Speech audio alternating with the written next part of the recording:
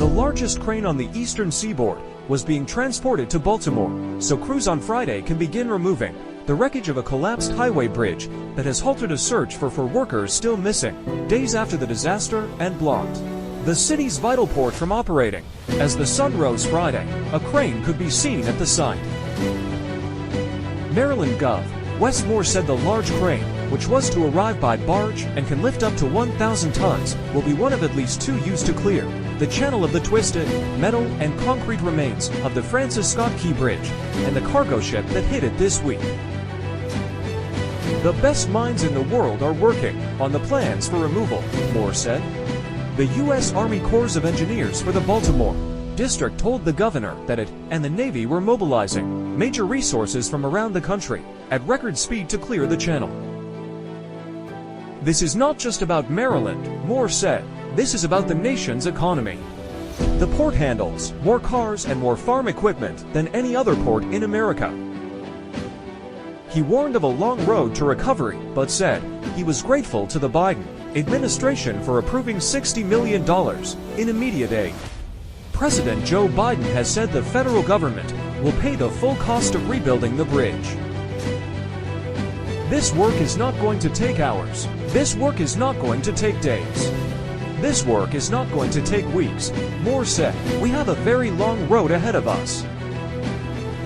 32 members of the Army Corps of Engineers were surveying the scene of the collapse, and 38 Navy contractors were working on the salvage operation, officials said Thursday. The devastation left behind after the cargo ship lost power and struck a support pillar early Tuesday is extensive. Divers recovered the bodies of two men from a pickup truck in the Patapsco River near the bridge's middle span Wednesday. But officials said they have to start clearing the wreckage before anyone can reach the bodies of 4 other missing workers. State police have said that judging by sonar scans, the vehicles appear to be encased in a superstructure of concrete and other debris. Federal and state officials have said the collision and collapse appeared to be an accident. The victims, who were part of a construction crew fixing potholes on the bridge, were from Mexico, Guatemala, Honduras, and El Salvador, Butler said. At least 8 people initially went into the water when the ship struck the bridge column, and 2 of them were rescued Tuesday, officials said.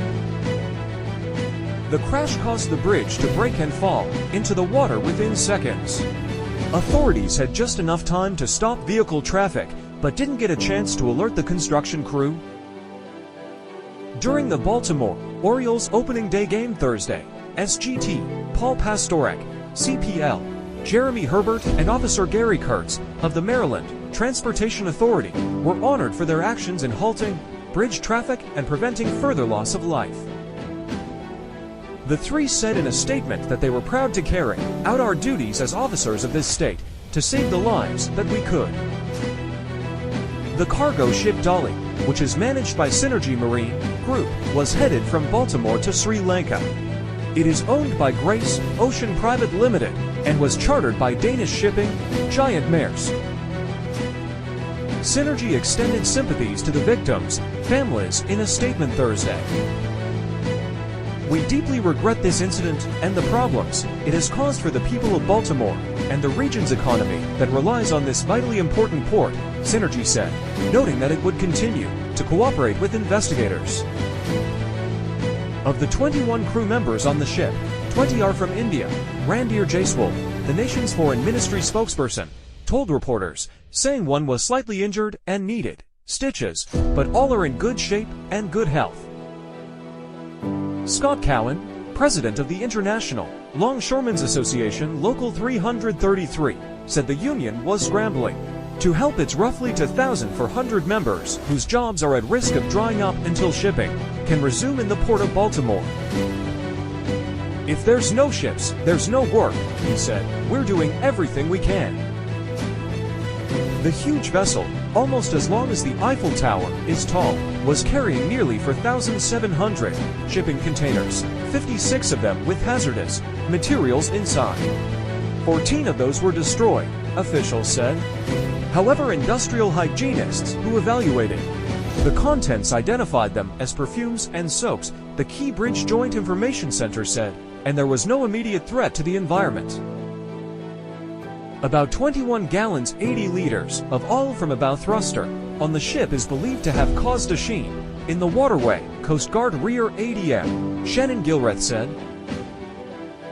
Booms were placed to prevent any spreading of oil, and state environmental officials were sampling the water and air.